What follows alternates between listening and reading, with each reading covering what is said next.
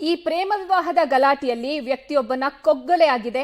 ಕೋಣನೂರಲ್ಲಿ ಈ ಘಟನೆ ನಡೆದಿರೋದು. ಚಿತ್ರದುರ್ಗ ತಾಲೂಕಿನ ಕೋಣನೂರು ಗ್ರಾಮದಲ್ಲಿ ಈ ಘಟನೆ ಆಗಿದೆ. ಪ್ರೇಮ ವಿವಾಹ ಗಲಾಟೆ ಕೋಣನೂರಲ್ಲಿ ವ್ಯಕ್ತಿ ಕಗ್ಗೊಲೆಗೆ ಕಾರಣ ಆಗಿದೆ. ಚಿತ್ರದುರ್ಗ ತಾಲೂಕಿನ ಕೋಣನೂರು ಗ್ರಾಮದಲ್ಲಿ ಘಟನೆ ನಡೆದಿದೆ. ಕೋಣನೂರು ಗ್ರಾಮದ 40 ವರ್ಷದ ಮಂಜುನಾಥ್ ಅನ್ನೋರು ಕೊಲೆಯಾಗಿರುವಂತಹ ದುರ್ದೈವಿ. ಯುವತಿ ಸಂಬಂಧಿಕರಿಂದ ಮಂಜುನಾಥ್ ಕೊಲೆ ಆಗಿದೆ ಅನ್ನುವಂತಹ ಆರೋಪ ಕೇಳಿ ಬರ್ತಾ ಇದೆ. ಕೋಲು ರಾಡಿನಿಂದ ಹಲ್ಲೆ ಮಾಡಿ ಹತ್ಯೆ ಮಾಡಲಾಗಿದೆ. ಕಾಲುಗಳ ಮೇಲೆ ಕಲ್ಲನ್ನ ಹಾಕಿ ಭೀಕರವಾಗಿ ಹಲ್ಲೆ ನಡೆಸಿ ಕೊಲೆ ಮಾಡಿದ್ದಾರೆ. ಮಂಜುನಾಥ್ ತಂದೆ ತಾಯಿ ಮೇಲೂ ಸಹ ಹಲ್ಲೆ ನಡೆಸಿದ್ದಾರೆ. ಜಗದೀಶ್, ಕಲ್ಲೇಶ್, ಬಸಪ್ಪ ಅನ್ನೋರಿಂದ ಈ ಗುಂಪಿನಿಂದ ಕೃತ್ಯ ಎಸಗಲಾಗಿದೆ ಅನ್ನುವಂತಹ ಮಾಹಿತಿ ಲಭ್ಯವಾಗ್ತಾ ಇದೆ. ಪ್ರೇಮ ವಿವಾಹದ ಗಲಾಟೆಯಲ್ಲಿ ಕೋಣನೂರಲ್ಲಿ ವ್ಯಕ್ತಿಯೊಬ್ಬರನ್ನ ಕೊಲೆ ಮಾಡಲಾಗಿದೆ. 40 ವರ್ಷದ ಮಂಜುನಾಥ್ ಅನ್ನೋರು ಕೊಲೆಯಾದಂತಹ ದುರ್ದೈವಿಯಾಗಿದ್ದಾರೆ. ಚಿತ್ರದುರ್ಗದ ಕೋಣನೂರಲ್ಲಿ ಈ ಘಟನೆ ಆಗಿದೆ. ಯುವತಿ ಸಂಬಂಧಿಕರಿಂದ ಮಂಜುನಾಥ್ ಕೊಲೆ ನಡೆದಿದೆ. ನಮ್ಮ ಅಮ್ಮಗೆ ಹೊಡೆದರಿಗೆ ಶಿಕ್ಷೆ ಆಗ್ಲೇಬೇಕು. ಅವ್ರಿಗೆ ನೀವು ಏನ್ ನ್ಯಾಯ ಕೊಡಿಸ್ತೀರ, ನೀವು ಕೊಡಿಸ್ಲೇಬೇಕು ನಮಗೆ.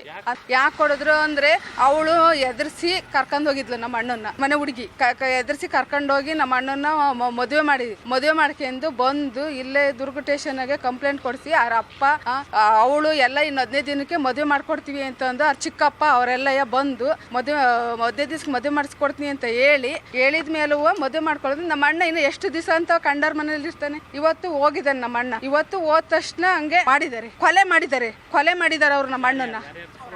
ಜಾಗ, ಚಂದ್ರಮ್ಮ, ಗೀತಿ, ಈಶಾ, ಹಿಂಗಪ್ಪ, ಜಯಮ್ಮ, ಮೇಗಳ ಮನೆ ಕಲ್ಲ, ಮತ್ತೆ ವಿಶ್ವ ಅವನ ಹೆಂಡ್ತಿ, ಪ್ರಸನ್ನ ಹೆಂಡ್ತಿ, ಚಿಟ್ರಿ ಹೆಂಡ್ತಿ, ನಾರಪ್ಪ. ಇವಾಗ ಹೆಚ್ಚಿನ ಮಾಹಿತಿ ನೀಡ್ತಾರೆ ನಮ್ಮ ಪ್ರತಿನಿಧಿ ಸಿದ್ದರಾಜು. ಸಂಪರ್ಕಕ್ಕೆ ಸಿಕ್ಕಿದ್ದಾರೆ. ಸಿದ್ದರಾಜು, ಪ್ರೇಮ ವಿವಾಹನೇ ಇದಕ್ಕೆ ಮೂಲ ಕಾರಣನ ಡೀಟೇಲ್ಸ್ ಕೊಡ್ತಾ ಹೋಗೋದಾದ್ರೆ?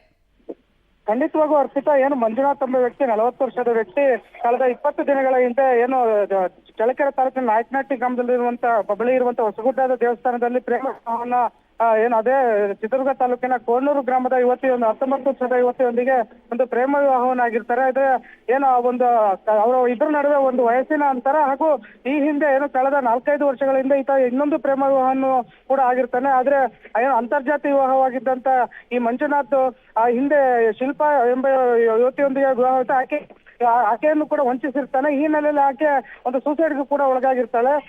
ಇದರಿಂದಾಗಿ ಆತ ಜೈಲಿಗೆ ತೆರಳಿದ್ದು ಕಳೆದ 1.5 ವರ್ಷಗಳ ಬಳಿಕ ಹೊರ ಬಂದು ಪುನಃ ಕಳೆದ 15 ದಿನಗಳ ಹಿಂದೆ ಏನು ಇನ್ನೋರ್ವ ಯುವತಿಯನ್ನು ಒಂದು ಪ್ರೇಮ ವಿವಾಹ ಆಗಿರ್ತಾನೆ. ಈ ಹಿನ್ನೆಲೆಯಲ್ಲಿ ಜೈಲಿಂದ ಬಂದಿರುವಂತ ವ್ಯಕ್ತಿ ಯಾವ ರೀತಿ ನಮ್ಮ ಮಗಳನ್ನು ಕೊಡೋದೆಂಬ ಹಿನ್ನೆಲೆಯಲ್ಲಿ ಹೊಸದಾಗಿ ಇತ್ತೀಚೆಗೆ ವಿವಾಹವಾದಂತ ಕುಟುಂಬಸ್ಥರು ಕೂಡ ಏನು ಯುವತಿಯ ಕುಟುಂಬಸ್ಥರು ಕೂಡ ಆಕ್ರೋಶಕ್ಕೊಳಗಾಗಿದ್ದು ಒಂದು ಪೊಲೀಸ್ ಠಾಣೆಯಲ್ಲಿ ರಾಜಿ ಸಂಧಾನ ಕೂಡ ಮುಂದಾಗಿರ್ತಾರೆ. ಈ ಹಿನ್ನೆಲೆಯಲ್ಲಿ ಆಕೆಯನ್ನ ವಾಪಸ್ ಪುನಃ ಮನೆಗೆ ಕರೆದೊಯ್ದಿರ್ತಾರೆ. ಬಳಿಕ ಅಂದಿನಿಂದಲೂ ಕೂಡ ಕಳೆದ 15 ದಿನಗಳಿಂದಲೂ ಕೂಡ ಆತ ಅವರ ಸಂಬಂಧಿಗಳ ಮನೆಯಲ್ಲಿ ಬಿಟ್ಟಿರ್ತಾನೆ. ಆದ್ರೆ ಇಂದು ಏಕಾಏಕಿ ಒಂದು ಗ್ರಾಮಕ್ಕೆ ತೆರಳಿ ಆ ಯುವತಿಯನ್ನು ಮಾತನಾಡಿಸುವಂತ ಪ್ರಯತ್ನ ಮಾಡ್ತಾನೆ. ಆ ಸಂದರ್ಭದಲ್ಲಿ ಆ ಕುಟುಂಬಸ್ಥರು ಏನು ಆ ಯುವತಿಯ ಕುಟುಂಬಸ್ಥರು ಏಕಾಏಕಿ ಸುಮಾರು 15ಕ್ಕೂ ಹೆಚ್ಚು ಜನ ಮಂಜುನಾಥನ ಮೇಲೆ ಹಲ್ಲೆ ನಡೆಸಿದ್ದು, ಮಾರಕಾಸ್ತ್ರಗಳಿಂದ ಹಲ್ಲೆ ನಡೆಸಿದ ಪರಿಣಾಮ ಆತ ಸ್ಥಳದಲ್ಲೇ ಸಾವನ್ನಪ್ಪಿದ್ದಾನೆ. ಈ ಹಿನ್ನೆಲೆಯಲ್ಲಿ ಆ ಒಂದು ಜಗಳವನ್ನು ಬಿಡಿಸೋದಕ್ಕೆ ಮುಂದಾದಂತ ಮಂಜುನಾಥನ ತಂದೆ ತಾಯಿಯು ಕೂಡ ಮಾರಣಾಂತಿಕ ಹಲ್ಲೆಯಾಗಿದ್ದು, ಏನು ವಯೋವೃದ್ಧರು ಕೂಡ ಈಗಾಗಲೇ ಚಿತ್ರದುರ್ಗ ಜಿಲ್ಲಾಸ್ಪತ್ರೆಯಲ್ಲಿ ಚಿಕಿತ್ಸೆಯನ್ನು ಪಡೆಯುತ್ತಿದ್ದಾರೆ. ಈ ಸಂಬಂಧ ಸ್ಥಳಕ್ಕೆ ಚಿತ್ರದುರ್ಗ SP ರಂಜಿತ್ ಭಂಡಾರು ಕೂಡ ಭೇಟಿ ನೀಡಿದ್ದು ತನಿಖೆಯನ್ನು ಚುರುಕುಗೊಳಿಸಿದ್ದಾರೆ. ಒಟ್ಟಾರೆ ಅಂದ್ರೆ ಮೃತರ ಆಕ್ರಂದನ ಮುಗಿಲು ಮುಟ್ಟಿದೆ. ಈ ಸಂಬಂಧ ತನಿಖೆ ಚುರುಕುಗೊಳಿಸಿ ಆರೋಪಿಗಳಿಗೆ ಶಿಕ್ಷೆ ವಿಧಿಸಬೇಕೆಂಬ ಆಗ್ರಹ ಕೇಳಿ ಬಂದಿದೆ. ಅರ್ಪಿತಾ, ಧನ್ಯವಾದ ಸಿದ್ದರಾಜು ನಿಮ್ಮೆಲ್ಲಾ ಮಾಹಿತಿಗಾಗಿ.